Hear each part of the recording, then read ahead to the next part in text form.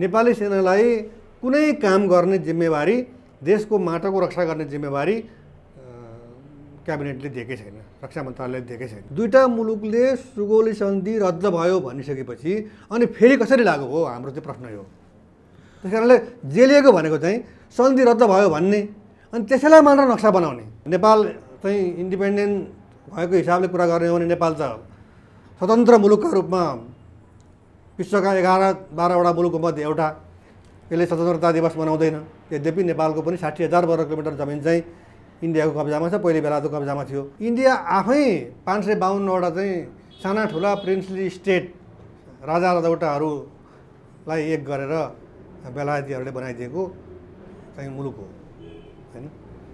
अनि उसले चाहिँ नेपालको जमिन कब्जामा राखेर चाहिँ म दिन्न भनेर किन नैतिक रूपमा सक्दैन भने ऊ बेलायतको उपनिवेश विरुद्ध महात्मा गान्धीको नेतृत्वमा लडेको मुलुक पनि हो। ग्रेटर नेपाल भनेको त सुगौली सन्धिमा गुमेको नेपालको जमिन फिर्ता हुनुपर्छ, फिर्ता भइसकेको छ कानुनी रूपमा सन्धिका बुदाका हिसाबले, तर जमिन चाहिँ इन्डियाको कब्जामा रह्यो, त्यो फिर्ता हुनु पर्यो भन्ने एउटा चाहिँ 3 करोड नेपालीकै आवाजलाई उठाउन खोजेको कुरा हो नि त। हामी छिमेकीसँग आफ्नो जमिनको बारेमा झगडा पर्यो भने चाहिँ कुटाकुट गर्छौँ, हात हालहाल गर्छौँ, त्यतिले पुगेन भने हामी चाहिँ नापी ल्याउँछौँ, तैपनि चित्त बुझेन भने हामी चाहिँ अदालत पुग्छौँ। त्यो चाहिँ व्यक्तिगत सम्पत्तिको लागि भने राष्ट्रिय सम्पत्तिका लागि पनि हाम्रो त्यत्तिकै ध्यान जानुपर्छ, मर्न पनि तयार हुनुपर्छ। आफ्नै देशभित्र एउटा चाहिँ जाति विरुद्ध, एउटा धर्म मान्नेहरूका विरुद्ध, एउटा सम्प्रदाय मान्नेहरूका विरुद्ध राज्यले दमन गर्यो भने त्यो राज्यले दमन गरेको विरुद्ध त्यो समूह स्विट्जरल्यान्डको जेनेभा पुगेर ब्रोकन चेयरमा आफ्नै राज्य विरुद्ध पनि उसले विरोध गर्न पाउँछ। बेलायतको उपनिवेशमै रहेको जमिनबाट पाकिस्तान बन्ने, बेलायतकै उपनिवेश थियो बर्मा, बेलायतकै उपनिवेश थियो श्रीलङ्का, अनि बेलायतकै उपनिवेशका रूपमा पूर्वी पाकिस्तान थियो, पछि चाहिँ त्यो बङ्गलादेश बन्यो। अनि उनीहरूले चाहिँ पाउने, अनि हाम्रो चाहिँ बेलायतकै उपनिवेशका रूपमा रहेको नेपालबाट चाहिँ टुक्र्याएर लगेको जमिन चाहिँ नेपाल भन्ने इन्डिपेन्डेन्ट कन्ट्री हुँदाहुँदै उसको अधिकार र हकमा रहेको जमिन किन छाडियो? यो हामीले किन छाड्ने, हामीले किन डलिने? त्यो चाहिँ नेपालको र भारतको बिचको सीमा समस्याको विषयमा केन्द्रित छ र नेपाल र भारतको बिचमा चाहिँ जुन किसिमले डायलग हुँदैन र त्यसलाई पनि फेरि परिणाममुखी बनाइँदैन, यसको कारणमा चाहिँ नेपालका नेताहरू नै जिम्मेवार छन् भनेर उनले आरोप लगाए। उनले के भने नेपालमा नेताहरूलाई चुनावमा इन्डिया विरोधी नारा चाहिन्छ, त्यो चाहिँ सबैभन्दा राम्रो चाहिँ नारा सीमा समस्या हो, इन्डियाले सिमाना मिच्यो भनेर। त्यसो भन्दाखेरि के भने अब चाहिँ आफ्नो भोट ब्याङ्कमा त्यसले प्रभाव पार्ने भयो। एउटा मुलुकले उपनिवेश बनाएको छ भने त्यो मुलुकबाट त्यसलाई स्वतन्त्र गर्नको निमित्त चाहिँ अन्तर्राष्ट्रिय समुदायमा जान सकिन्छ। त नेपालले गर्न सक्नु पर्यो के भने उसले पनि तटबन्ध निर्माण गरेर आफ्नो सुरक्षा गर्नु पर्यो, या त रोक्नु पर्यो। रोक्न सकिँदैन भने आफ्नो जमिनको रक्षा गर्नु पर्यो। यहाँ चाहिँ रोक्न पनि नसक्ने, आफ्नो जमिनको रक्षाका निमित्त तटबन्ध निर्माण गर्न पनि नसक्ने। नरेन्द्र दामोदर दास मोदीले उत्तराखण्डमा उभिएर लिपुलेकमा सडक विस्तार भइरहेको छ, यो खुसीको कुरा हो भनेर चाहिँ हाम्रो सोभरेन टेरिटोरीमाथि आक्रमण गर्दै बोलेको कुरा हाम्रा प्रधानमन्त्रीले पनि सुन्नुभयो। तर उहाँले यो हाम्रो टेरिटोरीलाई, हाम्रो सोभरेन टेरिटोरीलाई, हाम्रो भौगोलिक अखण्डतामाथि प्रहार गर्दै मेरा समकक्षी इन्डियाका प्रधानमन्त्री नरेन्द्र दामोदर दास मोदीले कसरी बोल्नुभयो? उहाँले माफी माग्नुपर्छ, हामी यसको विरोध गर्छौँ भनेर बोल्न सक्नुभयो हाम्रो प्रधानमन्त्री। यो समग्र विषय फिर्ता ल्याउन सक्ने हिम्मतिलो चक्रवर्ती को हुन सक्छ नेपाल? त्यो त जो पनि हुनसक्छ। दर्शकवृन्द नमस्कार, चुरो कुरोमा तपाईँलाई हार्दिक स्वागत छ। हामी आज चुरो कुरोमा भारतले मिचेको नेपाली भूमि, त्यो पनि ग्रेटर नेपालको भूमि भारतले मिचिसकेपछि नेपालमा भारतले त्यो जमिन फिर्ता गर्नुपर्छ भनेर निरन्तर आवाज उठ्दै आएको छ। झन्डै 1/3 भूमि भारतले सन् 1816 को सुगौली सन्धिपछि इस्ट इन्डिया कम्पनीले, ब्रिटिस सरकारले भारतलाई जसरी कोलोनी बनाएर राखेको थियो, त्यति बेला नेपालसँग एउटा यस्तो सन्धि गर्यो जहाँ न राजाको उपस्थिति थियो न प्रधानमन्त्रीको उपस्थिति थियो। दरबारका 2 जना कर्मचारीलाई जबरजस्ती सिग्नेचर गराएर उनीहरूलाई केही व्यक्तिगत फाइदा दिएर तत्कालीन ब्रिटिस सरकारले, इस्ट इन्डिया कम्पनी सरकारले नेपालको 1/3 भूमि हडपेको थियो। उसले भारत छोडेर जाँदा त्यो भूमि फिर्ता भएन। सन् 1950 को नेपाल भारत मैत्रीपूर्ण सन्धिले त्यो सुगौली सन्धि खारेज गर्यो। त्यहाँ भएका बुदामा त्यो खारेज भएको छ, तर भारतले त्यो भूमि फिर्ता गरेन। त्यसका लागि नेपालमा निरन्तर रूपमा आवाज उठ्दै आयो। नेपालमा यो विषयको आवाज उठाउने ग्रेटर नेपाल राष्ट्रवादी मोर्चाका अध्यक्ष फणिन्द्र नेपालले यो विषयलाई व्यापक बनाउनु भयो। उहाँ पटक पटक भारतका उच्च पदस्थहरू नेपालमा भ्रमण आउँदा पक्राउ पर्नुहुन्छ यही विषय उठाएको बापत। उहाँले त्यति मात्रै होइन, सन् 2019 मा जेनेभामा पुगेर, स्विजरल्यान्डको जेनेभामा ग्रेटर नेपाल राष्ट्रवादी मोर्चाको तर्फबाट प्रदर्शन गर्नुभयो। नेपालको झन्डा देखाएर प्रदर्शन गर्नुभयो। ग्रेटर नेपालको माग गर्दै प्रदर्शन गर्नुभयो। सन् 2019 देखि यो विषय अन्तर्राष्ट्रियकरण भएको छ र त्यही विषय उठाउने क्रममा अहिले पनि सन् 2022 को मार्च 11 मा स्विजरल्यान्डको जेनेभा स्थित ब्रोकन चेयरमा फेरि एकपटक ग्रेटर नेपालको विषयलाई लिएर प्रदर्शन भएको छ। स्विजरल्यान्डमा रहेका नेपाली लोप्साङ शेर्पाले जो ग्रेटर नेपालका समर्थक हुन्, उनले नेपालको झन्डासहित प्रदर्शन गरे। त्यति मात्रै होइन, त्यो प्रदर्शनमा इन्टरनेसनल संस्थाहरूको समेत उपस्थिति रहेको छ। इन्टरनेसनल ह्युमन राइट्स मुभमेन्ट, खाइम रिहेबिलिटेसन सेन्टर केआरसी र युनिभर्सल ह्युमन राइट्स काउन्सिल, 3वटा संस्थाले त्यो प्रदर्शनमा आफ्नो समर्थन जनाएका छन् र त्यो ब्रोकन चेयरमा गरिएको प्रदर्शनलाई विश्वभर ध्यानाकर्षण गराएका छन्। यसले के अर्थ राख्छ? त्यहाँ भारत विरुद्ध नारा लागेका छन्, भारतले नेपाली जमिन हडपेको छ, नेपाली भूमि हडपेको छ भनेर त्यहाँ अन्तर्राष्ट्रिय संस्थाहरू समेत उत्रिसकेपछि अब यसले के माने राख्छ? यसको अर्थ के हुन्छ? यसअघि पनि ग्रेटर नेपाल राष्ट्रवादी मोर्चाका अध्यक्ष फणिन्द्र नेपालले यो कुरा, यो जानकारी गराइसक्नु भएको छ र अहिले फेरि भएको छ। यसको अर्थ के हुन सक्छ? हामी यो विषयमा केन्द्रित भएर आज ग्रेटर नेपाल राष्ट्रवादी मोर्चाका अध्यक्ष फणिन्द्र नेपालसँग संवाद गर्नेछौँ। उहाँसँग ब्रोकन चेयरमा विरोध गर्नुको अर्थ के हुन्छ, ब्रोकन चेयरको अर्थ के हो, त्यो विरोधले के अर्थ राख्छ, त्यो पनि जान्नेछौँ। त्यसका निमित्त चुरोकुरोमा म राष्ट्रवादी ग्रेटर नेपाल राष्ट्रवादी मोर्चाका अध्यक्ष फणिन्द्र नेपाललाई स्वागत गर्छु। तपाईँलाई चुरोकुरोमा हार्दिक स्वागत छ। धन्यवाद। तपाईँले सन् 2019 देखि यो विषयलाई अन्तर्राष्ट्रियकरण गर्नुभयो। तपाईँले स्विजरल्यान्डको जेनेभाको ब्रोकन चेयरमै पुगेर त्यति बेला पनि विरोध गर्नुभयो। नेपालको झन्डासहित ग्रेटर नेपालको माग गर्नुभयो। नेपालमा त विरोध गर्नुभएको थियो। यो विषय स्विजरल्यान्डको जेनेभाको त्यो ब्रोकन चेयरको अगाडि गएर नेपाली झन्डा बोकेर प्रदर्शन गर्दा यसले के माने राख्छ, यसले के अर्थ राख्छ, केका लागि तपाईँ सन् 2019 मा गर्नुभएको थियो, त्यसपछि हामी बिस्तारै आउँला। खास के अर्थ राख्छ यसले? मैले यहाँबाट सुरु गरेँ। सन् 2019 मार्च 14 मा म स्विजरल्यान्डको जेनेभामा रहेको संयुक्त राष्ट्रसङ्घ मानवाधिकार परिषद UNHCR सम्भवतः त्यो बेलामा 44औं अधिवेशन जस्तो लाग्छ मलाई। त्यसमा मैले चाहिँ 1.5 मिनट 1 मिनट 30 सेकेन्ड, त्यहाँ सबैलाई 1 मिनट 30 सेकेन्ड मात्रै बोल्न दिइन्छ। त्यसको समय निर्धारण गरेको छ। त्यो 30 सेकेन्डभन्दा 31औं सेकेन्डमा जाने बित्तिकै त्यो त्यहाँ काउन्ट हुँदैन अथवा त्यो चाहिँ लाइन काटिहाल्छ। अनि त्यतिमा आफ्नो कुरा राख्न पाउनुपर्छ, आफूले कुरा सक्नुपर्छ। र मैले पनि त्यहाँ बोल्ने अवसर पाएँ र मैले चाहिँ इन्डियाले नेपालको करिब 60,000 स्क्वायर किलोमिटरभन्दा बढी जमिन उपनिवेशमा राखेको छ। उपनिवेशमा स्वतन्त्रता हुँदैन, मानवाधिकार हुँदैन, वाक स्वतन्त्रता हुँदैन, आफ्नो राजनीतिक स्वतन्त्रता त्यहाँ उपलब्ध हुँदैन, दमनमा बसेको हुनुपर्छ भन्ने कुरा चाहिँ विश्वव्यापी यो चाहिँ उपनिवेशमा के हुन्छ भन्ने कुराको चाहिँ एउटा परिचय हो। र यसरी उपनिवेशमा रहेको जमिनमा मानवाधिकारको हनन भइरहेको हुँदा त्यो उपनिवेशबाट मुक्ति दिलाउनको निमित्त अन्तर्राष्ट्रिय समुदायले इन्डियालाई प्रेसर गर्नुपर्छ भन्ने कुरा मैले त्यहाँ बोलेको थिएँ।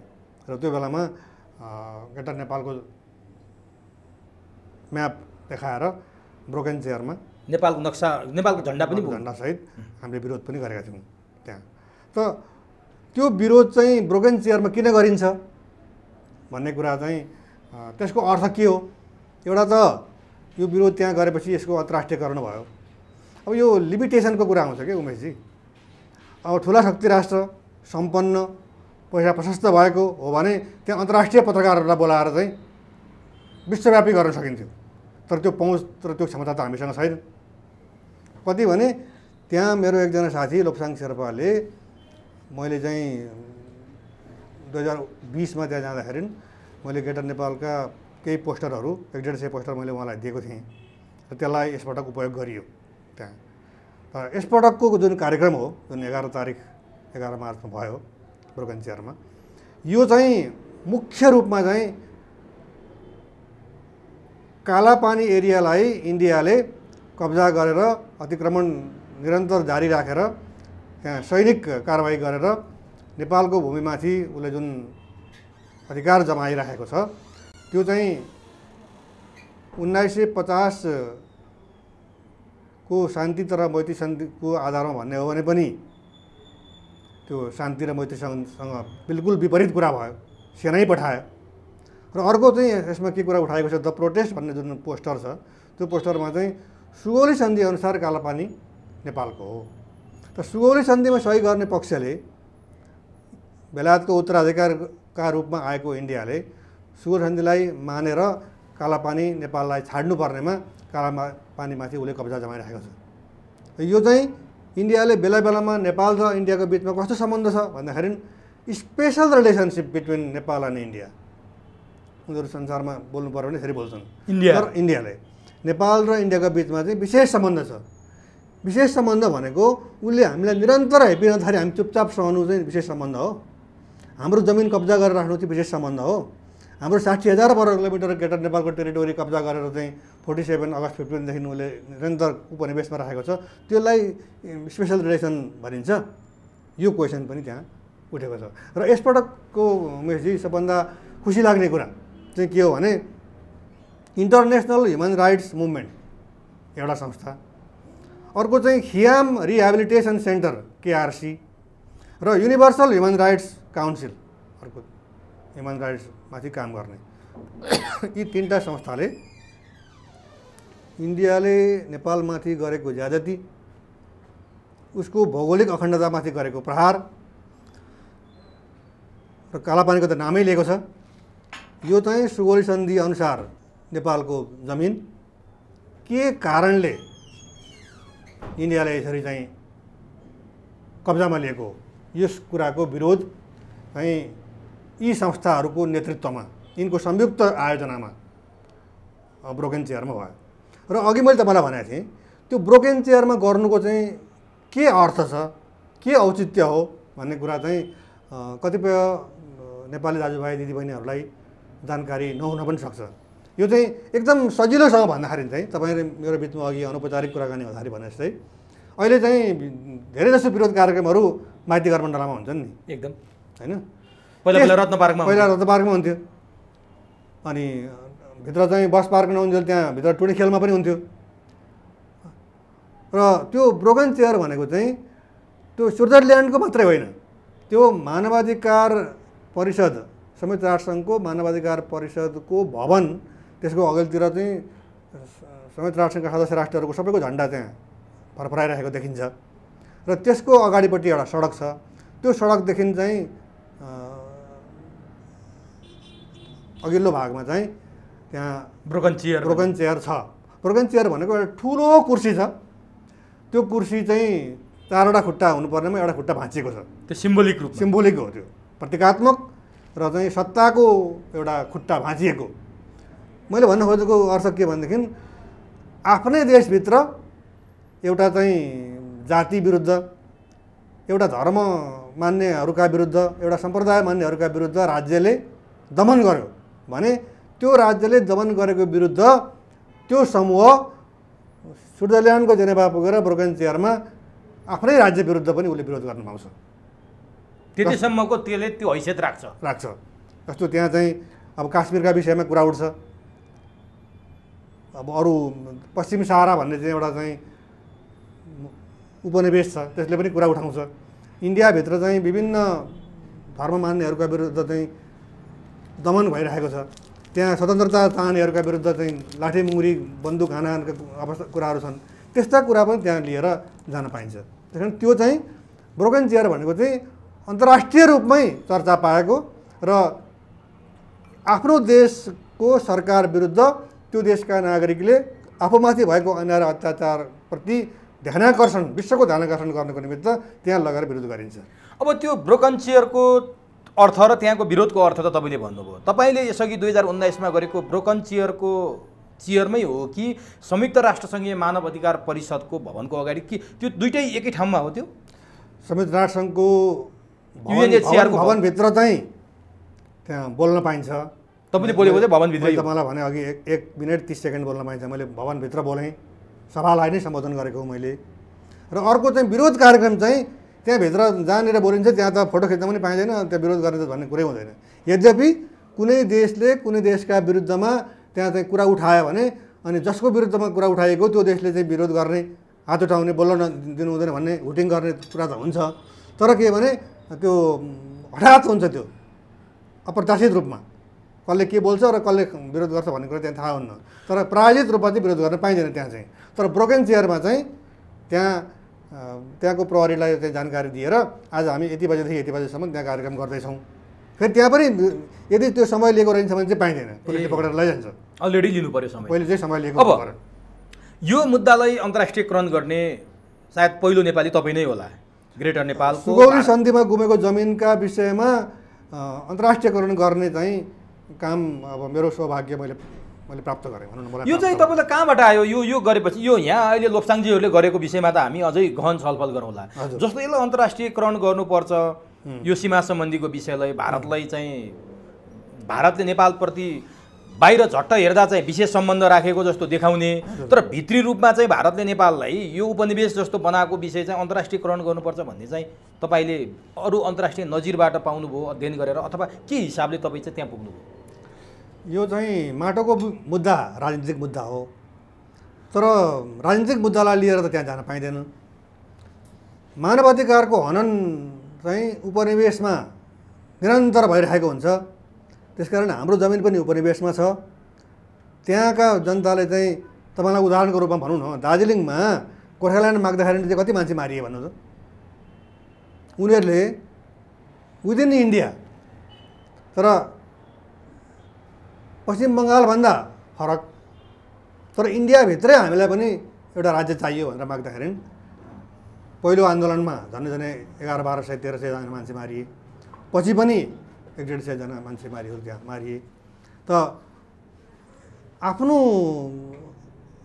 मौलिक हक अधिकार हामी यो मुलुकमा छौँ भने हामीले पनि पाउनुपर्छ भन्दाखेरि उनीहरूमाथि गोली हानिन्छ भने त्यो त उपनिवेशमा के हुँदो रहेछ भन्ने कुराको त त्यो प्रत्यक्ष उदाहरण हो नि। त्यस कारणले म त्यहाँ किन गएँ भन्नुहुन्छ भने मानवाधिकारको विषयसँग सुगौली सन्धिमा गुमेको जमिनको जुन औपनिवेशिक जुन हैसियत हो, त्यो हैसियतलाई अन्तर्राष्ट्रिय समुदायले इन्डियालाई प्रेसर गरेर त्यसलाई मुक्त गर्नुपर्छ, त्यो जमिन नेपालमा पुनर्एकीकृत हुनुपर्छ भन्ने विषय चाहिँ उठाउन म त्यहाँ गएको। तपाईँले अघि के कुरा भन्नुभयो भने यो कसरी आयो भन्दाखेरि अब एउटा त अब त्यो अवसरको कुरा पनि हो। म क्याम्पसमा जहाँ पढाउँथेँ त्यहाँ चाहिँ केही विद्यार्थीहरू, त्यो चाहिँ अलिक अगाडिको कुरा, खास गरी जति बेला क्याम्पसमै यो PCL भनिन्थ्यो, प्रवीणता प्रमाणपत्र त आइए, अनि त्यति बेला म त्यहाँ पढाउँदाखेरि चाहिँ त्यहाँका विद्यार्थीहरू सौभाग्यवश भन्छु उनीहरू चाहिँ गोर्खा सेनामा, ब्रिटिस गोर्खा सेनामा भर्ना भए र उनीहरूले अब 5-7 वर्ष काम गरिसकेपछि, 8-10 वर्ष काम गरिसकेपछि उनीहरू कोही त त्यहीँ बसेका छन्। र तिनीहरूमध्ये एकजनाले मलाई चाहिँ सम्पर्क गरेर के भन्यो भने, सर हामी तपाईँलाई के गर्न सक्छौँ, तपाईँले जुन कुरा उठाउनु भएको छ यो कुराको चर्चा यहाँ बेलायतमा पनि हुन्छ र तपाईँलाई हामी के गर्न सक्छौँ भन्दाखेरि मैले चाहिँ के भनेको थिएँ भने म चाहिँ अन्तर्राष्ट्रिय मञ्चमा यो कुरा उठाउन चाहन्छु, तिमीहरू सक्छौ यति सहयोग गर्न मलाई भन्दाखेरि हामी प्रयास गर्छौँ भनेपछि उनीहरूले मलाई 2019मा त्यहाँ जाने खर्च र त्यहाँ बोल्न पाउने अवसर, त्यो दुवै उनीहरूको चाहिँ सक्रियतामा त्यो अवसर मैले पाएको थिएँ। अब त्यो तपाईँले आफ्नो एउटा जुन किसिमको तपाईँले एजुकेसन प्राप्त गर्नुभयो, जहाँ तपाईँ कर्मथलो बनाउनु भयो, त्यहाँबाट तपाईँले विद्यार्थीसँग जोडिएको हिसाबले त्यहाँ पुग्न सफल हुनुभयो। त्यो तपाईँको सौभाग्य पनि हो, नेपालको सौभाग्य पनि हो। यो त राज्यले गर्नुपर्ने कुरो थियो नि त। राज्यले चाहने हो भने त संयुक्त राष्ट्रसङ्घमा गएर 1 मिनट 30 सेकेन्ड होइन अझै बढी पनि बोल्न सक्थ्यो होला। त्यो भवनको अगाडि गएर राज्यले आफ्नो तर्फबाट तपाईँ व्यक्तिगत रूपमा गर्दा त तपाईँले पाउनुभयो। लोप्साङजी त्यही इन्करेज भएर सफल हुनुभयो भने राज्यले गर्न चाहने पनि सक्छै सक्दैन। राज्यले गर्न चाहँदा नसक्ने त कुरै छैन। तर किन चाहँदैन, किन सक्दैन? त्यसको उदाहरण त हाम्रो चाहिँ छिमेकी मुलुक इन्डियाका प्रधानमन्त्री नरेन्द्र दामोदर दास मोदीले उत्तराखण्डमा उभिएर लिपुलेकमा सडक विस्तार भइरहेको छ, यो खुसीको कुरा हो भनेर चाहिँ हाम्रो सोभरेन टेरिटोरीमाथि आक्रमण गर्दै बोलेको कुरा हाम्रा प्रधानमन्त्रीले पनि सुन्नुभयो। तर उहाँले यो हाम्रो टेरिटोरीलाई, हाम्रो सोभरेन टेरिटोरीलाई, हाम्रो भौगोलिक अखण्डतामाथि प्रहार गर्दै मेरा समकक्षी इन्डियाका प्रधानमन्त्री नरेन्द्र दामोदर दास मोदीले कसरी बोल्नुभयो? उहाँले माफी माग्नुपर्छ, हामी यसको विरोध गर्छौँ भनेर बोल्न सक्नुभयो हाम्रो प्रधानमन्त्री। यही नै सुगौली सन्धिलाई मानिआएको, जस्तो अस्ति हामीले एकपल्ट कुरा गरेका थियौँ, सुगौली सन्धि अमान्य भएका 4वटा त प्रमाण पनि प्रस्तुत गरेको छ प्रधानमन्त्रीलाई, होइन भने त्यो सुगौली सन्धि रद्द भइसकेको सन्दर्भलाई एकातिर पन्छाएर सरकारले सुगौली सन्धिलाई नै आधार मानेर नक्सा बनाएको, चुच्चे नक्सा। तर त्यो चुच्चे नक्सालाई पनि इन्डियाले स्वीकार गरेको छैन भने यसको विरुद्धमा आफ्नो आवाज, हाम्रो नेपालको आवाज यो भनेर चाहिँ नेपालको परराष्ट्र मन्त्रीले पत्रकार सम्मेलन गर्नु पऱ्यो नि त, अथवा इन्डियाको राजदूतलाई त्यहाँ आफ्नो अफिसमा बोलाएर नोट बुझाउनु पऱ्यो नि त, अथवा प्रधानमन्त्रीले चाहिँ आफ्ना समकक्षी नरेन्द्र दामोदर दास मोदीले बोलेको कुरालाई लिएर चाहिँ उहाँले खण्डन गर्ने अथवा चाहिँ विरोध जनाउने काम गर्नुपर्थ्यो नि त। त्यो हैसियत किन राख्नु? त्यो हैसियत त यहाँ देखिएन भने किन राख्न सक्नुहुन्न त्यो हैसियत? के हामी भारतको अहिले पनि भारत ठुल दाजु, हामी सानो भाइ भएर बस्नुपर्ने अवस्था हो? अहिले पनि भारतको विरुद्ध किन हाम्रा प्रधानमन्त्री परराष्ट्र मन्त्री किन बोल्न सक्नुहुन्न? इन्डियाले चाहिँ, त्यहाँका नेताहरूले चाहिँ इन्डिया बडे भाइ नेपाल छोटे भाइ भन्छन्, तर नेपाल चाहिँ इन्डिपेन्डेन्ट भएको हिसाबले कुरा गर्ने हो भने नेपाल त स्वतन्त्र मुलुकका रूपमा विश्वका 11-12वटा मुलुकको मध्ये एउटा, यसले स्वतन्त्रता दिवस मनाउँदैन। यद्यपि नेपालको पनि 60,000 वर्ग किलोमिटर जमिन चाहिँ इन्डियाको कब्जामा छ, पहिले बेलाको कब्जामा थियो। त्यो स्वतन्त्र भएको दिन फेरि स्वतन्त्रता दिवसको कुरा आउला, तर के भने नेपालले स्वतन्त्रता दिवस मनाएको छैन, होइन त। अब नेपालको चाहिँ सोभरेन टेरिटोरी माथि प्रहार गर्ने त्यो आँट उसले कसरी पाउँछ भन्नुहुन्छ भने, अब इन्डियाका नेताले चाहिँ नेपाल छोटे भाइ भन्ने बित्तिकै कहाँ हामी छोटे, तिमी छोटे, हामी जन्मेको अनादिकालदेखि, तिमी जन्मेको 1947 अगस्त 15 उमेरको हिसाबले पनि हामी दाजु हौँ तिमीभन्दा। किन भन्न सक्दैनौ कि यही त प्रश्न म सोध्दैछु। यो त हामीले उमेशजी तपाईँले मलाई सोध्ने, मैले तपाईँलाई सोध्ने, र तपाईँ हामी दुवैजना मार्फत चाहिँ हामी जनतालाई चाहिँ यो कुरा चाहिँ किन सरकारले गर्दैन भनेर चाहिँ क्वेसन उठाउने कुरा मात्रै भयो। हामी त लज्जित छौँ। जुन कुरा फणीन्द्र नेपालले गरेर देखाइदिनु भयो, जेनेभामा पुगेर तपाईँले देखाएको होइन?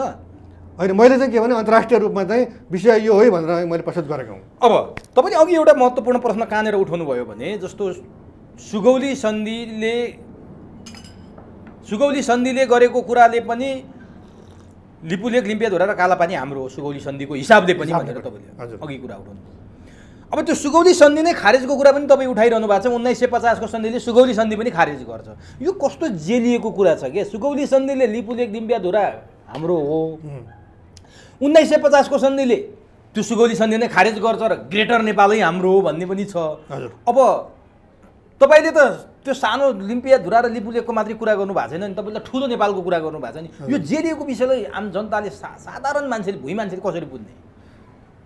अब अङ्ग्रेजीमा एउटा बेला बेलामा चाहिँ कुरा उठ्छ, संविधानको पालना गर्नु पर्यो। पालना कसरी गर्ने भन्दा लेटर एन्ड स्पिरिट भन्छ क्या, त्यसको अक्षर र मर्मलाई सम्बोधन हुने गरी त्यसको चाहिँ पालना हुनुपर्छ भन्ने जुन कुरा आउँछ नि।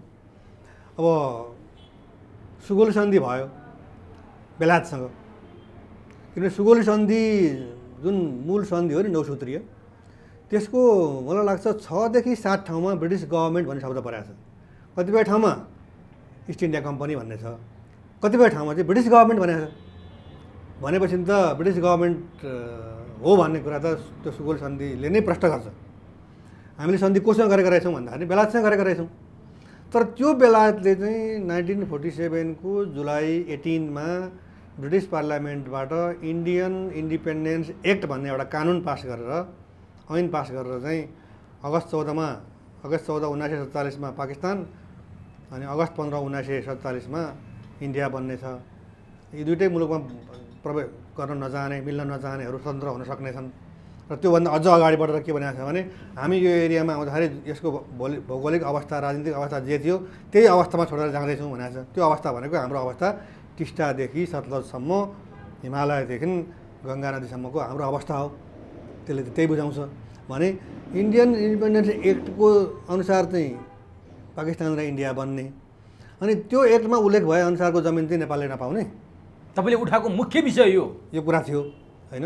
र अघि तपाईँले भन्नुभयो कुरा जेलियो भनेर, त्यो जेलियोको कुरा चाहिँ के हो भने नेपालले इन्डियालाई 1950 को जुलाई 31 तारिखमा भएको Nepal India piece and friendship treaty को लेटर एन्ड स्पिरिट अनुसार काम किन भएन भनेर प्रश्न गर्नु पर्यो। यसको पालना किन गरिएन भने धारा 1 ले टोटल टेरिटोरियल इन्टिग्रिटी दुवै मुलुकले स्वीकार्ने भनेको छ, फुल सोभरेन्टीलाई स्वीकार्ने भनेको छ। अनि धारा 8 मा गएर चाहिँ बेलायतसँग भएका तमाम सन्धि रद्द हुन्छन् भनेर भनेको छ भने तमाम अथवा त्यहाँ अङ्ग्रेजीमा त अल शब्द परेको छ कि त भने excluding the treaty of Sugauli भन्नुपर्थ्यो। सुगौली सन्धिदेखि बाहेक अरू सन्धि चाहिँ रद्द गरेका छन् भनेको भए सुगौली सन्धि इन्डियासँग पनि लागू भएको मानिन्थ्यो, त्यसले अर्को चरणमा प्रवेश पाउँथ्यो। तर त्यहाँ त भनेको छैन। भने नेपालको तर्फबाट मोहन शमशेर जति बेला उनी चाहिँ श्री 3 महाराज पनि भनिन्थे अनि नेपालको चाहिँ प्रधानमन्त्री पनि थिए, उनले सही गरेका छन्। भारतको तर्फबाट नेपालका लागि इन्डियाका राजदूत सिपिएन सिन्हा भन्ने व्यक्तिले गरेका छन्। तिनलाई चाहिँ सर्वाधिकार सम्पन्न व्यक्तिका रूपमा त्यहाँ चाहिँ मानिएको छ। भने दुईटा मुलुकले सुगौली सन्धि रद्द भयो भनिसकेपछि अनि फेरि कसरी लागू हो हाम्रो चाहिँ प्रश्न यो। त्यस कारणले जेलिएको भनेको चाहिँ सन्धि रद्द भयो भन्ने अनि त्यसैलाई मात्र नक्सा बनाउने नेपाली जनताले बुझ्नुपर्ने कुरा चाहिँ। र तपाईँले भन्नु यो माघे सङ्ग्रह जस्तो भयो जटिल भयो भनेको चाहिँ सन्धिमा सुगौली सन्धि खारेज भइसक्यो तर व्यवहारमा सुगौली सन्धि लागू छ। र हामीले भनेको चाहिँ 1950 को जुलाई 31 को मात्रै होइन 1950 नेपाल बेलायत सन्धिको धारा 8 ले पनि सुगौली सन्धि खारेज। तर अब सुगौली सन्धि तपाईँले खारेज हो भनेर भनिरहँदा 1950 को सन्धि चाहिँ के गर्ने नि? 1950 को सन्धिले त हाम्रो सिमाना त काली नदी तोक्या छ। अब त्यो सन्धि पनि त खारेज गर्नु पर्ला नि। यो सन्धि दुईटा सन्धिले के गर्ने अब? होइन हामी त एउटा कुरा के भने कसैले प्रश्न उठाउनुहुन्छ उमेशजी कि 1950 को Nepal India piece and friendship treaty रद्द भयो भने त ग्रेटर नेपाल माग्ने आधारै रहेन भन्ने कुरा पनि उठ्छ। तर हामी त सिधै हामी 1947 को जुलाई 18 मा ब्रिटिस पार्लियामेन्टले पास गरेको इन्डियन इन्डिपेन्डेन्स एक्टमै हामी बेलायतीहरू चाहिँ ले भनेका छन् हामी यो क्षेत्रमा आउँदाखेरि नि यहाँको भौगोलिक अवस्था जे थियो हैन त्यही अवस्थामा छोडेर जाँदैछ। त्यो त उनीहरूले भनेर गयो तर भारतसँग त हाम्रो छुट्टै सन्धि भयो नि त। पछि 1950 को त 47 भन्दा पछिको सन्धि हो नि त्यो एक्ट भन्दा सन्धि भयो। अनि त्यो सन्धिले त एक्टलाई त काट्यो होला नि त। के अरे बेलायतसँग भएको सन्धिलाई त काट्ने कुरै भएन नि त। त्यो त नेपालसँग भएको होइन नि, त्यो त बेलायतको पार्लियामेन्टले पास गरेको हो नि। त्यही त यो त एकदम जन्जाल गन्जागोल अवस्थामा पुग्यो।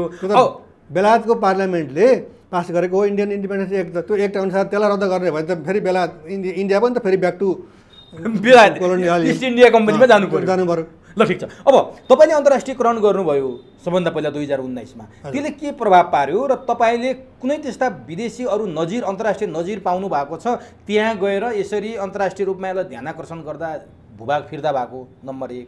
नम्बर 2 ध्यानाकर्षण गरेको। नम्बर 3 तपाईँले ध्यानाकर्षण गरेपछि त्यसको अर्थ अथवा त्यसको रिफ्लेक्टमा चाहिँ के पाइयो? यी तीनटा कुराको उत्तर दिनुहोस् त।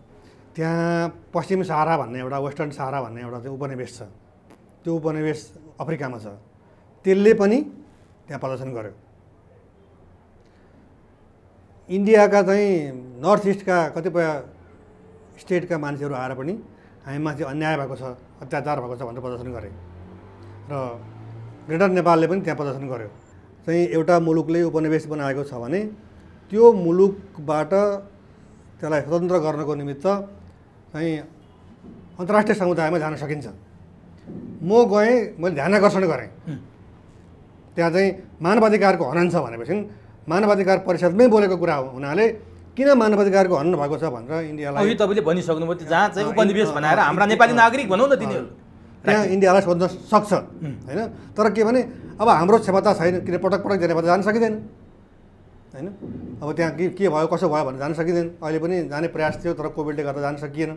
जान सकिन्छ कि सकिँदैन थियो, किनभने खर्चको पनि कुरा आउँछ।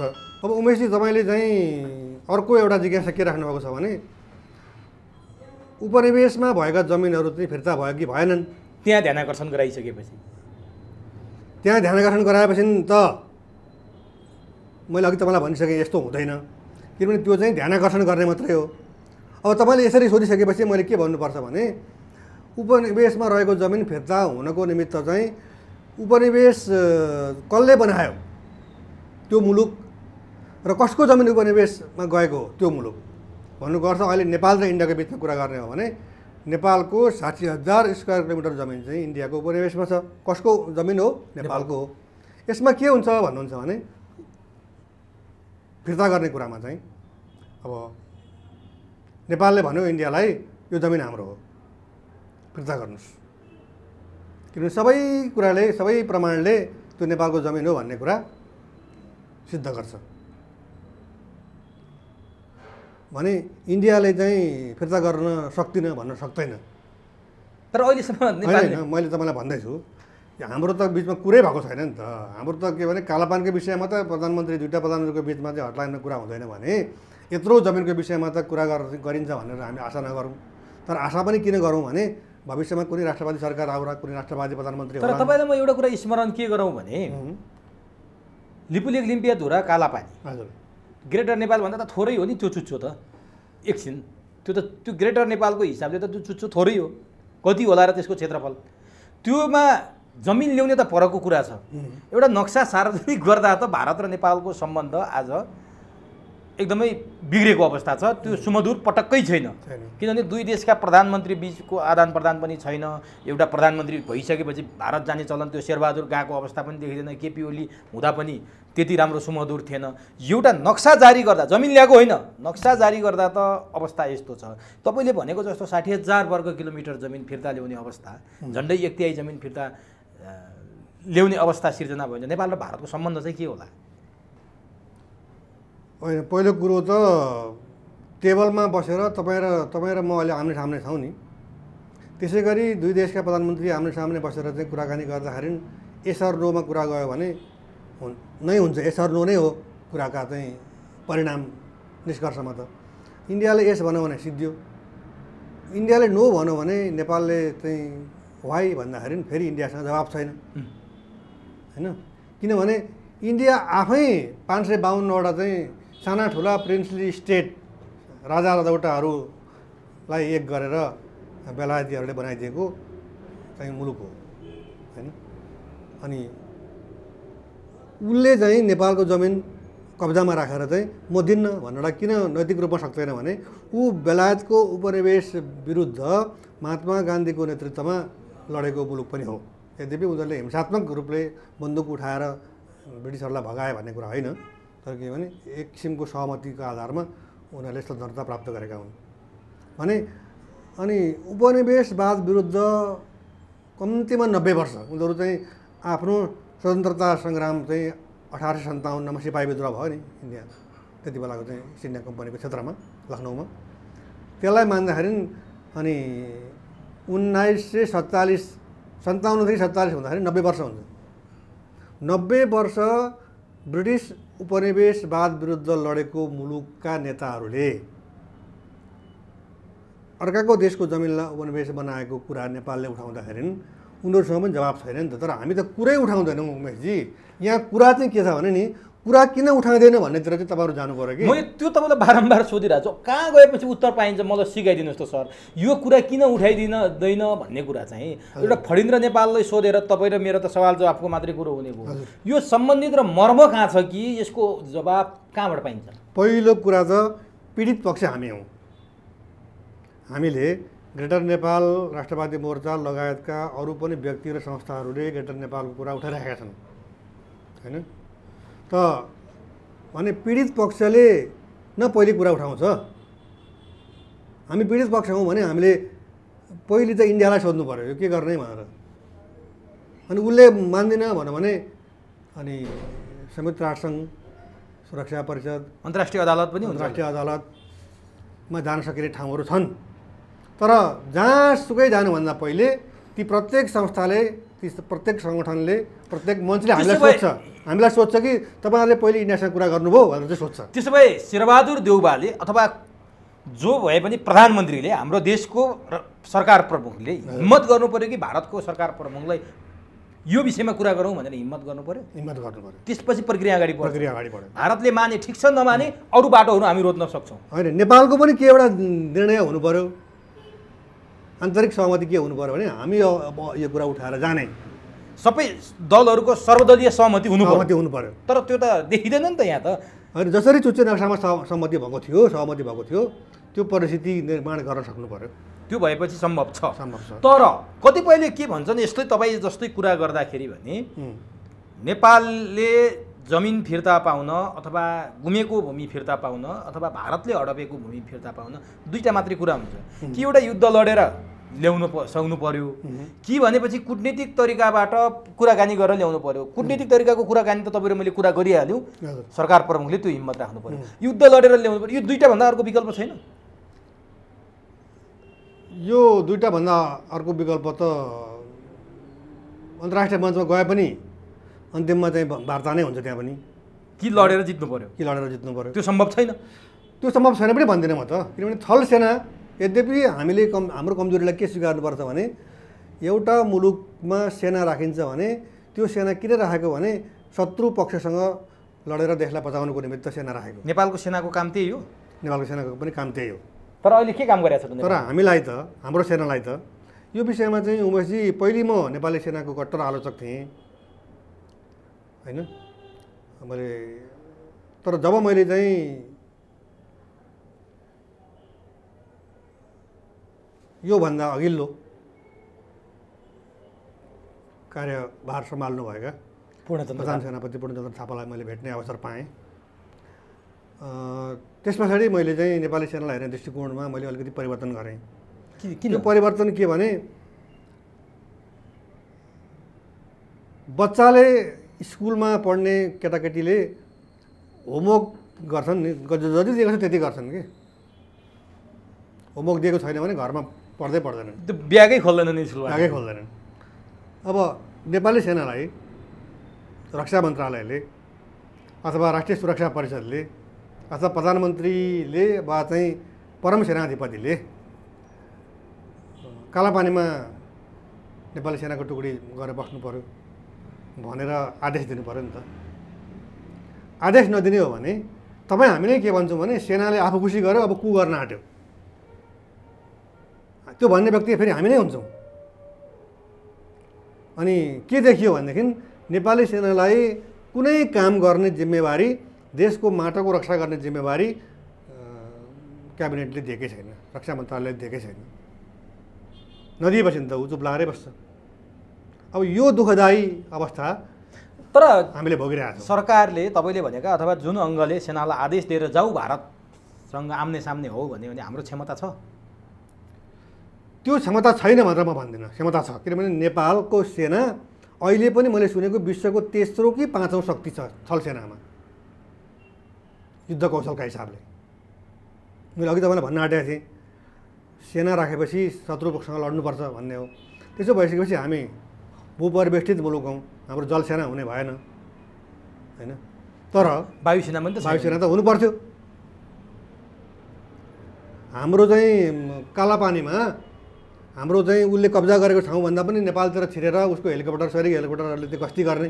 त्यति मात्रै हो र नेपालमा भारतका सुरक्षाकर्मीका गाडी आएर तेल भर्छन्, नेपालीलाई कुट्छन्, नेपालीले उब्जाको अन्नपात लैजान्छन्, गोविन्द गौतमहरू मार्छन्। अनि के गर्यो त हाम्रो सेनाले? के हेरेर बस्यो? सुरक्षाकर्मीले के हेरेर बस्यो? आदेश पर्खिने हो र त्यस्तो बेलामा पनि?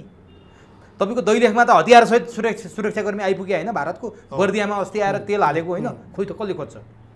अब यो अस्ति प्र्याक्टिस गर्ने क्रममा महाकाली नदीमा जलसेनाले चाहिँ महाकाली नदी पार गरेर नेपालमै आयो। अनि कसले हेऱ्यो? यस्तो हो कि उमेशजी, हेपेपछि नि कसैले कसैलाई हेप्यो भने त्यो हेपिने व्यक्तिले तुरन्तै प्रतिक्रिया व्यक्त गरेर मलाई के गरेको यो किन हेपेको के गरेको छु मैले भनेर चाहिँ प्रतिक्रिया व्यक्त गरेर त्यहाँ प्रतिद्वन्दिता देखाउन खोज्यो भने त्यो हेप्ने व्यक्ति पनि अलिक सतर्क हुन्छ, हेप्न नहुने रहेछ भन्ने हुन्छ। अब हाम्रो चाहिँ तपाईँलाई उदाहरणको रूपमा म भन्छु, करिब 150 मिटर जति जमिन चाहिँ नेपालको जमिन इन्डियापट्टि पार्ने गरी तटबन्ध निर्माण भइसक्यो होइन। त्यो चाहिँ के भने 2030 को दशकमा होइन, मैले ठ्याक्कै समय बिर्सेँ, महाकाली नदी चाहिँ पूर्वतिर हानियो दार्चुलामा। अनि त्यो जमिन जुन चाहिँ पहिले नेपालपट्टि पर्थ्यो, अब त्यसलाई छोडेर काली नदी चाहिँ नेपालपट्टि परेपछि त्यो जमिन ठ्याक्कै त इन्डियापट्टि पर्यो। तर त्यो जमिन त नेपालको हो नि, किनभने नेपाल र इन्डियाको बिचमा चाहिँ सीमाङ्कन हुँदाखेरि चाहिँ फिक्स्ड बााउन्ड्री सिस्टम, नदी सुगोली सन्धि हुँदाखेरिको समयमा कहाँ बगेको छ त्यसैको आधारमा गर्ने भनेपछि त नदी जता यताउति बगे पनि जमिन चाहिँ जसको हो त्यसैको हुन्छ। तर इन्डियाले के गर्यो भने फ्लुइड बााउन्ड्री सिस्टम, तरल सिद्धान्त भनेको नदी जता जान्छ नदीले छोडेको जमिन चाहिँ त्यही पक्षको हुने भनेपछि त्यो कुरा त्यो चाहिँ जमिन त नेपालले त गुमाउनु पर्यो। अनि अब यसरी जमिन गुमाइरहँदा नेपालले त्यो जमिन बचाउनुको निमित्त के गर्यो त? उसले त निरन्तर स्काभेटर प्रयोग गरेर, डोजरहरू प्रयोग गरेर, अनि जहाँनिर चाहिँ तटबन्ध निर्माण गर्ने हो त्यहाँ पर्खाल बनाउँदाखेरि त त्यहाँबाट चाहिँ धेरै तल गहिरो खनिएको हुन्छ, त्यो माटो त फेरि नदीपट्टि नै जान्छ। भनेपछि नदीपट्टि माटो गएपछि जहाँ जुन साइडमा माटो राखिन्छ त्यो साइड चाहिँ अब नदी चाहिँ के हुन्छ भने माटोले गर्दाखेरि त्यो अर्को साइडतिर धकेलिन्छ भनेपछि नेपालतिर गयो। त नेपालले गर्न सक्नु पऱ्यो के भने उसले पनि तटबन्ध निर्माण गरेर आफ्नो सुरक्षा गर्नु पऱ्यो, या त रोक्नु पऱ्यो। रोक्न सकिँदैन भने आफ्नो जमिनको रक्षा गर्नु पऱ्यो। यहाँ चाहिँ रोक्न पनि नसक्ने, आफ्नो जमिनको रक्षाका निमित्त तटबन्ध निर्माण गर्न पनि नसक्ने, यस्तो अवस्थामा जनतालाई पीडित अवस्थामा राख्ने काम चाहिँ नेपाल सरकारले गरिराखेको छ। मैले भन्न खोजेको कुरा के भने तत्काल कुनै प्रतिक्रिया व्यक्त गर्न नसकेका कारण नेपाल निरन्तर हेपाइमा छ। नेपालको कुनै किसिमको सुनवाई नै हुँदैन।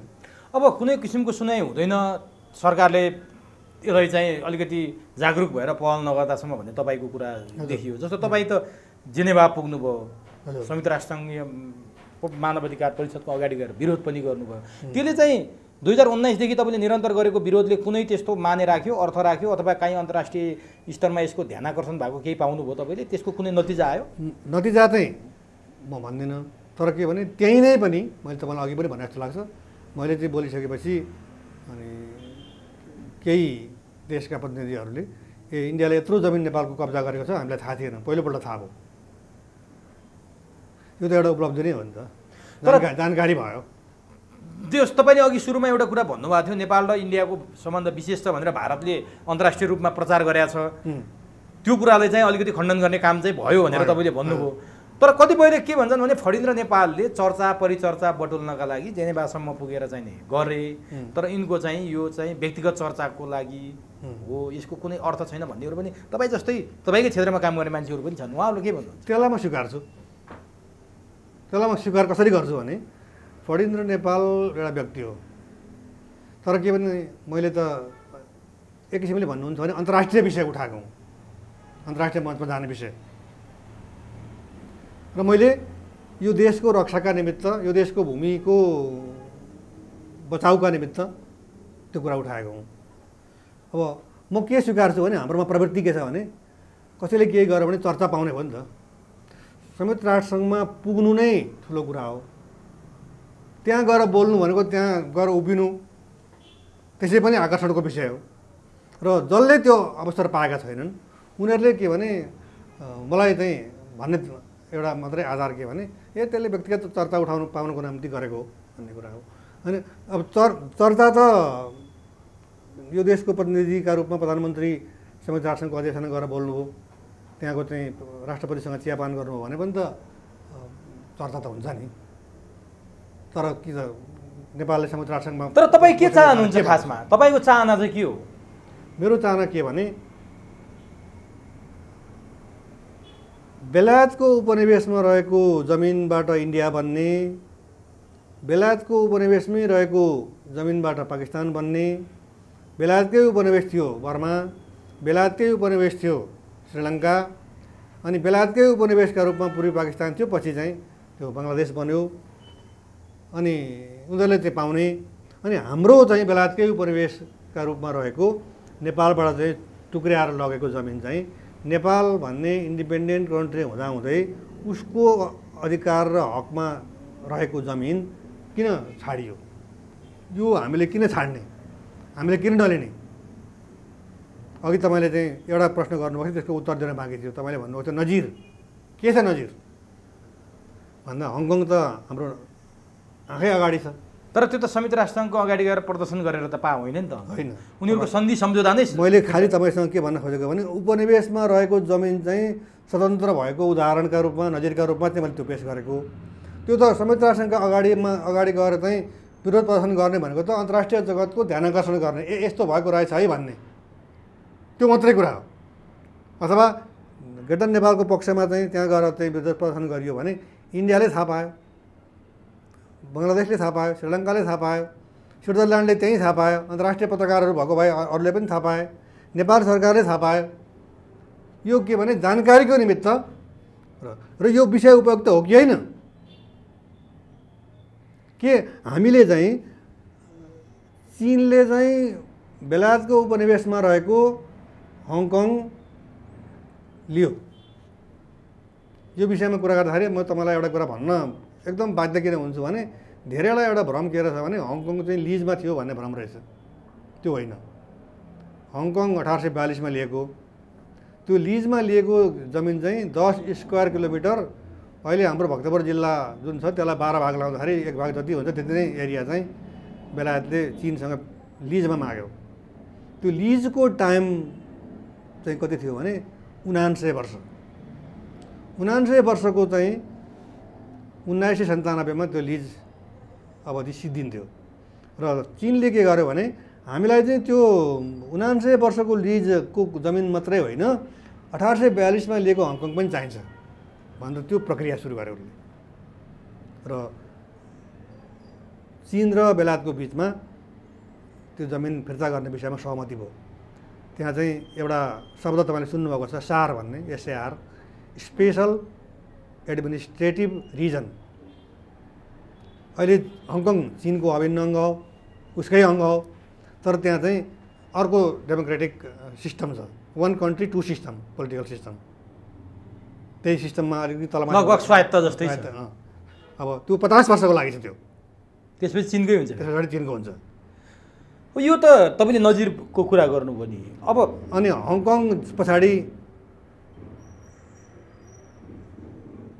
के अरे इन्डियाकै एउटा क्षेत्र छ नि अहिले गोवा, त्यो पोर्चुगलको उपनिवेश थियो। मकाओ पनि पोर्चुगलको उपनिवेश हो, त्यो चीनले फिर्ता लियो। इस्ट टिमोर फिर्ता भएको तपाईँलाई थाहा छँदैछ भने त्यसै गरी हामीले हाम्रो ग्रेटर नेपाल पाउन सक्छौँ भन्ने आशावादी फणीन्द्र नेपाल हुनुहुन्छ। म छु। तर तपाईँले यसरी निरन्तर एक्लै व्यक्तिगत रूपमा अथवा एउटा मोर्चा बनाएर यो कुरा गरिरहँदा तपाईँ भारतको आँखी हुने अथवा तपाईँलाई सुरक्षा खतरा हुने, तपाईँमाथि भारतको केही त्यस्तो थ्रेट हुने सम्भावना पनि त होला, तपाईँलाई छैन त्यो? होइन, त्यो सम्भावना हुँदाहुँदै पनि अब डर प्रलोभन भन्ने कुरा चाहिँ जससँग छ त्यसलाई चाहिँ त्यो लाग्छ, तर जसलाई छैन। मैले के गरेको छु भन्नुहोस् न, मैले त के भने इन्डिया र नेपालले आफैले सही गरेर सुगौली सन्धि अस्तित्वमा छैन भनिसकेपछि, अस्तित्वमा नभएपछि सुगौली सन्धिमा गोपेको जमिन चाहिँ किन हामीले फिर्ता नपाउने पो भनेको छु त मैले इन्डियामा चाहिँ रहेका नेपाली भाषी क्षेत्र, मणिपुरमा नेपाली बोलिन्छ, हरियाणामा नेपाली बोलिन्छ, अनि दिल्लीमा नेपाली बोलिन्छ, बम्बईमा त कुरै नगरौँ। अनि तपाईँलाई थ्रेट त होला नि, भारतबाट थ्रेट छ? होइन, थ्रेटका कुरा अलिक अगाडि थिए, अहिले छैन। अहिले छैन। त्यसो हो भने अब तपाईँले 2019मा त्यहाँ कुरा उठाउनु भयो, अहिले लोप्साङजीले कुरा उठाउनु भयो। तपाईँले कुरा उठाउँदा तपाईँ एक्लै हुनुहुन्थ्यो। लोप्साङजीलाई चाहिने तपाईँको 3वटा अन्तर्राष्ट्रिय संस्थाले पनि साथ दिए। अघि तपाईँले पनि भन्नुभयो जस्तो इन्टरनेसनल ह्युमन राइट्स मुभमेन्ट, अनि खियाम रिहेबिलिटेसन सेन्टर केआरसी र युनिभर्सल ह्युमन राइट्स काउन्सिलले साथ दिए। यो 3वटा संस्था पनि लोप्साङजीसँग जोडिँदाखेरि अहिले चाहिँ यसको माने के हुन्छ, यसले अर्थ के राख्छ? अब ती संस्थाहरू चाहिँ ग्रेटर नेपालको विषयसँग ग्रेटर नेपालले उठाइराखेको विषय त मैले कालापानीमा पनि यसरी कब्जा गरेको छ भन्ने कुरा पनि समेत राष्ट्रसङ्घमा बोल्दाखेरि त्यो कुरा पनि उल्लेख गरेको छु होइन। त्यस कारणले मानवाधिकारवादी स्विजरल्यान्डमा रहेका संस्थाहरूले चाहिँ मेरो साथीको पहलमा त्यो चाहिँ विरोधको कार्यक्रम त्यहाँ भयो। त्यसले गर्ने भनेको चाहिँ काठमाडौँमा भएको विरोध प्रदर्शन होइन नि त। यो ग्रेटर नेपाल राष्ट्रिय मोर्चाले मात्रै ब्रोकेन चियरमा गरेको चाहिँ विरोध कार्यक्रम पनि होइन, त्यो चाहिँ अन्तर्राष्ट्रिय समुदाय समेत यसमा चाहिँ आकर्षित भएर यो नेपालमा चाहिँ अन्याय भएको रहेछ भनेर चाहिँ विरोध कार्यक्रममा उनीहरूको प्रायोजन भएको, उनीहरूले गरेको। भनेपछि उहाँहरूले गर्नुभयो, तपाईँकै यसमा चाहिँ संयोजक त तपाईँ नै हो, तपाईँकै यसमा चाहिँ यताउता भित्र बाहिर तपाईँकै संलग्नता छ। तपाईँ आफू भौतिक रूपमा उपस्थित नभए पनि तपाईँले निर्देशन दिनुभयो, तपाईँको सल्लाहमा गर्नुभयो कि उहाँहरूले स्वतःस्फूर्त गर्नुभएको होइन? लोप्साङजीले चाहिँ एउटा कार्यक्रम हामी गर्छौँ मानवाधिकार परिषद अगाडि, र यो चाहिँ इन्डियाले जाति गरेको विषयमा भन्ने कुरा भएको थियो। अब चाहिँ कसरी गर्नुहुन्छ भन्दाखेरि अब केही अन्तर्राष्ट्रिय संस्थाहरूले पनि मानवाधिकारको विषय भएको हुनाले हामी गर्छौँ भनिरहेका छन्, के हुनसक्छ भन्ने कुरा भएको थियो। अब त्यो त पोजिटिभ कुरा हो, तपाईँ गर्न सक्नुहुन्छ भनेर मैले भनेको थिएँ। अब जस्तो उहाँहरूले त्यहाँ चाहिँ प्ले कार्ड र ब्यानर बोकेर प्रदर्शन गर्नुभएको छ, नेपालको झन्डा छ, ग्रेटर नेपालको नक्सा बोक्नु भएको छ, इन्डिया स्टप अब्युजिङ नेप्लिज र back of India from Kalapani लेखेका ब्यानरहरू बोकेर उहाँहरूले प्रदर्शन गर्नुभएको छ त्यो ब्रोकन चेयरकै अगाडि। अब यसको रिजल्ट, यसको नतिजा हामीले के पाउँछौँ र उहाँहरूले यो निरन्तर गर्दै जाने हो कि अब यतिमै स्टप हुने हो कि चर्चा परिचर्चाको लागि मात्रै हो कि यसको गहिराइमा पुगेर भन्नुपर्दा यसको नतिजा चाहिँ हामीले पाउन सक्ने के छ? होइन, मैले तपाईँलाई अघि पनि भने त्यो एउटा अन्तर्राष्ट्रिय रूपमा चर्चा पाएको कुनै पनि विषयमा चाहिँ ज्यादै भएको छ भने त्यसका विरुद्धमा विरोध प्रदर्शन गर्न पाउने ठाउँ हो। त्यो त तपाईँले भनिसक्नु। त्यो ठाउँको उपयोग यसपटक त्यहाँ चाहिँ ग्रेटर नेपालको पक्षमा कालापानीमाथि भएको चाहिँ सैनिक हस्तक्षेप इन्डियाको त्यसको विरुद्धमा र इन्डियाले एउटा कुरा भन्ने एउटा कुरा गर्ने, स्पेसल रिलेसन भन्ने तर चाहिँ नेपालको जमिन कब्जा गर्ने भनेर जुन कुरा चाहिँ अन्तर्राष्ट्रिय समुदायले पनि उठाइदियो त्यो आफैमा एउटा चाहिँ उपलब्धि हो भन्ने म ठान्छु। किनभने तर त्यसको भरमा इन्डियाले कालापानी छाड्छ भन्ने कुरा चाहिँ हामी आशा नगरौँ। तर कुरा के भने अब यसरी चाहिँ कब्जा गरिरहने हो भने अन्तर्राष्ट्रिय जगतमा हाम्रो बदनामी हुने रहेछ भन्ने एउटा सन्देश त कमसेकम इन्डिया समक्ष पनि त पुग्यो होला। यो पुग्छ होला नि त, यो पुग्यो होला त अवश्य पुग्छ नि। किनभने यहाँ चाहिँ न्युज आयो, अब आज तपाईँले मसँग इन्टरभ्यू लिनुभएको छ, यो कुरा त बाहिर जान्छ। त्यस कारणले जानकारी त उनीहरूको गुप्तचर निकायले त अवश्य पनि राखेको होला, त्यो जानकारी त सरकारलाई उसले उपलब्ध गराउँछ। अब तर के भने अब भइहाल्यो, अब चाहिँ कालापानीको विरुद्धमा चाहिँ कालापानीमा गरिएको चाहिँ अतिक्रमण विरुद्ध जेनेभामा चाहिँ प्रदर्शन भयो, अब इन्डियाले चाहिँ कालापानी छाड्छ भनेर चाहिँ हौसिने कुरा चाहिँ बिल्कुलै होइन। तर के भने उसलाई मोरल्ली अलिकति अप्ठ्यारोमा पार्ने काम चाहिँ यसले पनि गर्छ भन्ने कुरा मात्रै। अब यो निरन्तर अगाडि बढ्छ यो तपाईँहरूको विरोधको कार्यक्रम। नेपालमा के छ कसो छ तपाईँहरूले अहिले त्यस्तो विरोध गरे जस्तो पनि देखिँदैन। तपाईँले प्रधानमन्त्री शेरबहादुर देउवालाई भेटेर चाहिने यसकारण सुगौली सन्धि अवैधानिक छ भनेर तपाईँले, अवैध छ भनेर तपाईँले ज्ञापन पत्र पनि दिनुभएको छ प्रधानमन्त्रीलाई। हजुर, यतातिर यो भइरहेछ, उता त्यो भइरहेछ। अब बाँकी चाहिँ के गरिरहनु भएको छ तपाईँले आफ्नो मोर्चाको तर्फबाट? एउटा चाहिँ उमेशजी के हुँदो रहेछ भने जबसम्म सङ्गठन हुँदैन तबसम्म विरोधका कार्यक्रमहरू गर्न सकिँदो रहन्छ। आफ्नै सङ्गठन मन पराउनेहरू थुप्रै छन्, तर जब सङ्गठनमा आएर चाहिँ सङ्गठनमा आबद्ध भएर मेम्बरसिप लिएर मान्छेहरू चाहिँ सङ्गठित हुँदैनन् तबसम्म जुलुसमा सभा समारोहमा इन्टरनेसनल समुदायमा जाने भन्ने त छन्, त्यहाँ खर्चको कुरा भयो। अब उताबाट चाहिँ भिसा पाइन्छ कि पाइँदैन भन्ने कुरा पनि त्यत्तिकै भयो। त्यहाँ चाहिँ ब्याङ्क ब्यालेन्सको कुरा आउँछ, धेरै कुराहरू छन् अप्ठ्यारा र जटिलताहरू। तर नेपालभित्र पनि जबसम्म सङ्गठन विस्तार गरिँदैन तबसम्म यसलाई अगाडि लैजान नसकिने रहेछ। सङ्गठन भनेको पैसामा भर पर्ने कुरा हो, किनभने त्यहाँ धेरै कुराहरू छन्।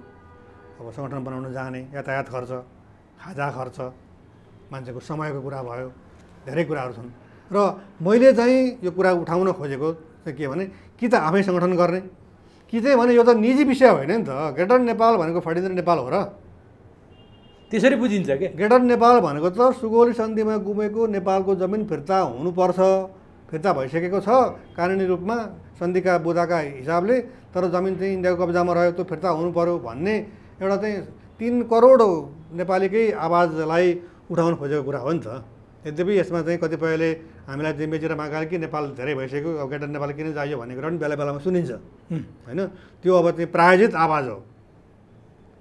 आफ्नो जमिन चाहिँ 10औं बिघा छ अनि हजुरबाको जमिन पनि फेला पऱ्यो भने त्यो चाहिँ वकिल लगाएर जसरी भए पनि फिर्ता लिएरै छाड्छन् मान्छेहरू। तर देशको जमिनको विषयमा चाहिँ अब यो किन चाहियो भन्ने कुरा किन गरिन्छ, यो त हास्यास्पद कुरा हो। त्यति मात्रै होइन, भारत र नेपालको सम्बन्ध विशेष छ भन्ने कुरा नै तपाईँले हास्यास्पद भनेर भनिरहनु भएको। हजुर, किनभने सम्बन्ध विशेष भनेको त अत्यन्त राम्रो। अब यो छिमेकमा नि जस्तो अमेरिका र मेक्सिकोको पनि विवाद होला होइन, अरू देशको पनि छिमेकमा विवाद हुन्छ, ठुलोले सानोलाई पेल्छ, यो विश्वभर नै हुने कुरा होइन। हाम्रो र भारतको सम्बन्ध अथवा चीन र हाम्रो सम्बन्ध यस्तो के हामी मात्रै हो कि अरू ठाउँमा पनि हुन्छ यस्तो? होइन, मेक्सिको र अमेरिकाको बिचको तपाईँले चाहिँ डोनाल्ड ट्रम्पको खालकै कुरा छ नि, कुरा उठ्यो होइन। अनि अब बङ्गलादेश र इन्डियाको बिचमा पनि निकै लामो समयसम्म त्यो द्वन्द्व थियो, त्यसलाई चाहिँ समापन गरियो, त्यो सम्पन्न भइसक्यो, त्यो चाहिँ सीमासँग सम्बन्धित कुरा। अब पाकिस्तान र इन्डियाको बिचमा छँदैछ, इन्डिया र चाइनाको बिचमा तपाईँले भएको देख्नुभएकै छ, हामीले देखिरहेकै छौँ। अनि रुस र जापानको बिचमा पनि भएको हामीले देखेकै छौँ। त्यो त जहाँसुकै हुन्छ नि, जहाँसुकै हुन्छ। त्यस कारणले मुख्य कुरो के भने कसले त्यो कुरा उठाइरहन्छ। जापानले रुसले दोस्रो विश्वयुद्धमा चाहिँ कब्जा गरेका चाहिँ टापुहरू हामी फिर्ता माग्छौँ भनेर निरन्तर उठाइ छ, उसले चुप लागेकै छैन। तर हाम्रो त परराष्ट्र सचिव स्तरमा वार्ता हुन्छ भन्दाखेरि पनि वार्ता हुँदैन, सहसचिवको स्तरमा चाहिँ सहसचिवको स्तरमा वार्ता हुन्छ, इन्डियाको र नेपालको सहसचिवको बिचमा भने वार्ता हुँदैन, उच्च स्तरीय वार्ता हुन्छ भने त्यो पनि हुँदैन। अनि फाइदा कसलाई भने इन्डिया निरन्तर कब्जा गर्न चाहन्छ, वार्ता लम्ब्याउन चाहन्छ। अब यसलाई नेपाली पक्षले त्यसलाई चाहिँ एग्रेसिभली अगाडि लिएर जान सक्छ। हो, यसलाई चाहिँ अन्तिममा बिट कहाँबाट मारौँ भने नि, इन्डियाले चाहन्न, नेपालका शासकवर्गहरू, नेपालका राजनीतिक दलहरू अथवा नेपालका सत्तामा बस्ने जो छन् उनीहरूले निरन्तर नेपालको सत्ताको कुर्सीका लागि यी कुराहरू लिलाम गर्दै आएका छन् अथवा यी कुराहरूसँग सार्दै आएका छन् र नेपाली जनतामाथि चोट पुर्याइरहेछन् भन्ने सुनिन्छ क्या बाहिर। अब खुलेर भन्दाखेरि के साँच्चीकै नेपालका राजनीतिक दल नेताहरूले सत्ता स्वार्थका लागि नेपालको सीमालाई निलाम गरेका हुन् के भन्नुहुन्छ तपाईँ यसमा? किन उठाउँदैनन्, किन हिम्मत गर्दैनन्? त्यो एकपटक चाहिँ श्याम शरण भन्ने व्यक्ति सायद नेपालमा राजदूत भएर गए होइन, उनी विदेश सचिव पनि भए जस्तो लाग्छ इन्डियाको। उनले एउटा लेख लेखे, त्यो चाहिँ नेपालको एउटा पत्रिकामा अनुवाद गरेर छापिएको थियो। त्यो चाहिँ नेपालको र भारतको बिचको सीमा समस्याको विषयमा केन्द्रित छ र नेपाल र भारतको बिचमा चाहिँ जुन किसिमले डायलग हुँदैन र त्यसलाई पनि फेरि परिणाममुखी बनाइँदैन, यसको कारणमा चाहिँ नेपालको नेताहरू नै जिम्मेवार छन् भनेर उनले आरोप लगाए। उनले के भने नेपालमा नेताहरूलाई चुनावमा इन्डिया विरोधी नारा चाहिन्छ, त्यो चाहिँ सबैभन्दा राम्रो चाहिँ नारा सीमा समस्या हो, इन्डियाले सिमाना मिच्यो भनेर। त्यसो भन्दाखेरि के भने अब चाहिँ आफ्नो भोट ब्याङ्कमा त्यसले प्रभाव पार्ने भयो। तर साँच्चै नेपालका नेताहरू चाहिँ इन्डियासँग टेबलमा बसेर यसलाई चाहिँ सदाको निमित्त टुङ्ग्याउँ, अब नउठाउँ भनेर त्यसलाई परिणाममुखी वार्ता गर्नै चाहँदैनन्। उनीहरू वार्ताबाट चाहिँ सकेसम्म भाग्ने, किनभने त्यसलाई चाहिँ उनीहरूले हरियो घाँस बनाएर चुनावी नारा बनाउने। त्यसकारण अहिले तपाईँ हेर्दै गर्नु होला, अब स्थानीय निर्वाचन आउँदैछ, स्थानीय निर्वाचनमा चुच्चे नक्सा त आउँछ। नेकपा एमाले हामीले चाहिँ हाम्रो नेतृत्वमा बनेको नक्सा भन्ने भयो, अरूले पनि किन भन्ने भयो भने यो त संसदको सर्वसम्मतिले पास गरेको, हामी पनि उत्तिकै यो जनताको स्तर चेतनाको स्तर नउठ्दासम्म यसै गरी अगाडि बढ्ने भयो यिनीहरू होइन। यसै गरी अगाडि बढ्ने, त्यसको लागि जनता पहिला चेतनशील हुनु पर्यो होइन। हामी नि ल केपी शर्मा ओलीको नेतृत्वमा चुच्चे नक्सा बन्यो, उहाँ धन्यवादका पात्र हुनुहुन्छ। हामीले चाहिँ ग्रेटर नेपालले त्यो नक्सा बनेकोमा स्वागत गरेको कारण के भने इन्डियाले मेरो जमिन भनेको प्रत्युत्तरमा नेपालले पनि हाम्रो जमिन भनेर नक्सा निकाल्यो भनेर स्वागत गरेको हो। हिम्मत गर्यो त्यति गर्यो भनेर। त्यो तर के भने हाम्रो केपी शर्मा ओलीले पूर्व प्रधानमन्त्री उहाँले सबभन्दा पहिले के भन्दै हुनुहुन्थ्यो भने नक्सा त म भरे भोलि जहाँ पनि छाप्न सक्छु प्रेसमा, तर पहिले म सेना हटाउँछु, जमिन विदेशी सेना जमिन ल्याउँछु भन्नुभएको हो होइन। तर उहाँले जमिन ल्याउने कुरा छोडेर नक्सा निकाल्नुभयो। नक्सा निकालिसकेपछि पनि नक्सासँग सम्बन्धित पुस्तक पनि छापियो। त्यो पुस्तकलाई चाहिँ बिक्री वितरणमा रोक पनि लगाइयो। अनि अब हामी हेरौँ त अब तपाईँ नक्सालाई नै अब चाहिँ ठुलो ठानेर जमिन चाहिँ जहाँको त्यहीँ छोडेर बसिराखेका चाहिँ त्यो नक्साको अर्थ के? त्यसको अर्थ एउटै अर्थ मात्रै छ के भने चुनावी नक्सामा छ चुनावी नारा। अब मलाई भनिदिनुहोस् अन्तिममा को चक्रवर्ती छ कि त्यो सत्तामा आयो भने तपाईँले उठाएको आवाज त्यो लिपुलेख लिम्पियाधुरा कालापानी मात्र होइन, त्यो एक तिहाई भूमि ग्रेटर नेपाल नै फिर्ता ल्याउने यी त तपसिलका कुरा हुन्छन्। त्यस बेला तपाईँले उठाएका कुरा आइसकेपछि लिपुलेख लिम्पियाधुराको त प्रश्न उठाउनै पर्दैन। यो समग्र विषय फिर्ता ल्याउन सक्ने हिम्मतिलो चक्रवर्ती को हुनसक्छ नेपाल? त्यो त जो पनि हुनसक्छ। कसले कहाँबाट आउँछ? राजनीतिमा अब होइन सम्भावनाको खेल हो राजनीति। हेर्नु हिजो चाहिँ तपाईँले संसदमा कतिपय सांसदहरूले अब इन्डियाले चाहिँ सुगोल सन्धि मान्दैन भने हामी चाहिँ ग्रेटर नेपाल हाम्रो माग्ने अधिकार छ भन्ने कुरा पनि गरे। तर तिनीहरूले के अप्सन राखिदियो भने सुगोल सन्धि मान्दैन भने मान्यो भने चाहिँ ग्रेटर नेपाल चाहिएन, मानेन भने चाहिँ उठाउँछौँ भन्नेसम्म एउटा कुरा आयो। र जति बेला चाहिँ 2019को नोभेम्बर 2मा इन्डियाले पोलिटिकल म्याप निकालेर हाम्रो जमिन राख्यो उसको म्यापमा, त्यति बेला भएको विरोधमा अब यद्यपि त्यो पनि स्थानीय निर्वाचन होइन, त्यो चाहिँ उपनिर्वाचन लक्षित त्यो विरोध कार्यक्रम रहेछ। एकले सबैले आफूलाई चाहिँ राष्ट्रवादी देखाउने। अनि त्यति बेलाको विरोधमा चाहिँ जनताले चाहिँ के भनेको थियो भन्दाखेरि अब हामीलाई कालापानी मात्रै होइन हामीलाई नालापानी पनि चाहिन्छ भन्ने कुरा त जनस्तरमै उठ्यो नि। त्यसलाई त राजनीतिक दलहरूले क्यास गर्नुपर्थ्यो नि त। त्यो सकेनन्। त्यो त सकेनन् किनभने उनीहरूको चाहिँ रोजीरोटी दानापानी आफ्नो प्रभाव विस्तार गर्ने आफूलाई सुरक्षा घेरामा राख्ने त्यो त दक्षिणपट्टि नै रहेछ भन्ने कुरा देखियो। त्यसकारण त्यो सम्भव भएन। अब एउटा आवाज उठिरहन्छ कि राज संस्था फर्केपछि सबै कुरा चाहिँ जादुको भरमा छु मन्त्र हुन्छ, सबै कुरा मिल्छ भन्छन्। के राज संस्था फर्क्यो भने तपाईँले उठाएको आवाज सम्बोधन गर्छ राज संस्थाले? तपाईँलाई त्यो लाग्छ? मलाई त बिल्कुलै लाग्दैन त्यो चाहिँ। आवाज त त्यसै गरी उठ्छ त। किनभने सेनाको परम सेनाधिपति श्रीपाद महाराज धिराज होइन त, होइन हो? अनि कालापानीमा इन्डियाको सेना बसेको छ भन्ने कुरा ज्ञानेन्द्र वीरविक्रम शाह राजाका रूपमा रहँदाखेरि थाहा थियो कि थिएन? अवश्य थाहा थियो। अनि त्योभन्दा अगाडिको राजा कहाँ पुगौँ हामी? वीरेन्द्र। त्यति बेला चाहिँ एउटा न्युज के आयो भनेपछि यो जुचुचे नक्सा निकाल्ने सन्दर्भमा त्यति बेला हामीलाई चाहिँ दरबार र शाही नेपाली सेनाले रोक्यो जुचुचे नक्सा निकाल्न भनेपछि राजाहरूले पनि त जमिन छाडेको त देखियो नि। भने को छ त? अब कसलाई आशा गर्ने त? अब त्यही हो के कुरो? जनताबाटै यो कुराको आशा गर्न सकिन्छ, अरूबाट छैन। अरू के? तर के भने एकदमै भोलि चाहिँ राजा फर्किएर उनले चाहिँ केही पनि गर्दैनन् भन्ने कुरा पनि हामी एकदम 100% नभनौँ।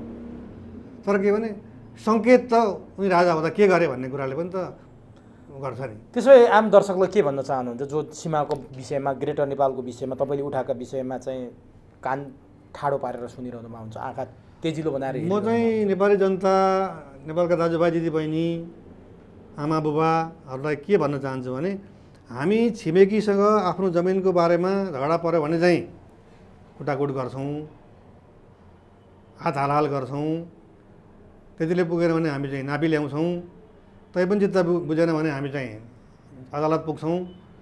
त्यो चाहिँ व्यक्तिगत सम्पत्तिको लागि भने राष्ट्रिय सम्पत्तिका लागि पनि हाम्रो त्यत्तिकै ध्यान जानुपर्छ, मर्न पनि तयार हुनुपर्छ। मर्न पनि तयार हुनुपर्छ।